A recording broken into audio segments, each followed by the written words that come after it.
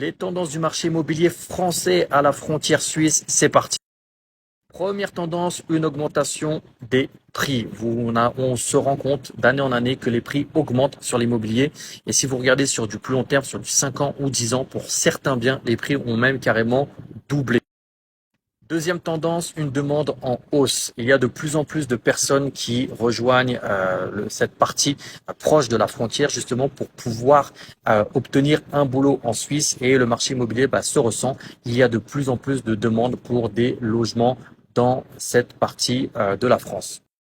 Troisième tendance, une pénurie de logements. Alors effectivement, il y a de plus en plus de demandes. Les municipalités construisent de plus en plus. On commence à arriver dans des villes béton.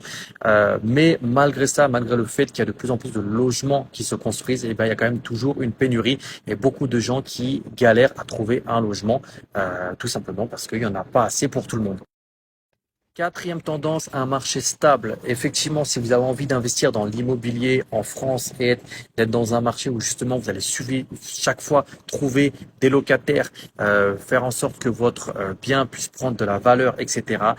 C'est vraiment une partie de la France dans laquelle il faut investir. Le marché reste plutôt stable puisque la Suisse est un des pays les plus stables au monde, que ce soit en termes de boulot, de travail. Alors c'est pas tout rose bien entendu, mais dans l'immobilier, ça aide grandement. Et la cinquième et dernière tendance à avoir en tête, c'est une évolution de la préférence des acheteurs. Auparavant, on avait beaucoup d'acheteurs qui achetaient beaucoup d'appartements, beaucoup de grandes pièces, etc.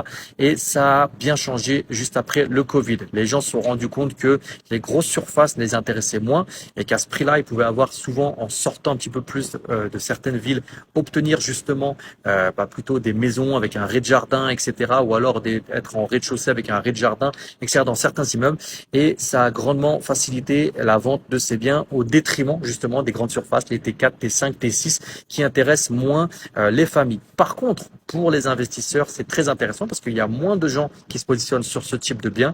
Et vous, au contraire, en tant qu'investisseur, en vous positionnant sur des T4, T5, T6, vous pouvez très bien investir, créer des colocations. Alors attention au règlement de copropriété, je précise, on ne vous le dit pas tout le temps, mais si ça autorise, acheter ce genre de biens, faire des colocations et justement en faisant des colocations, augmenter votre rentabilité.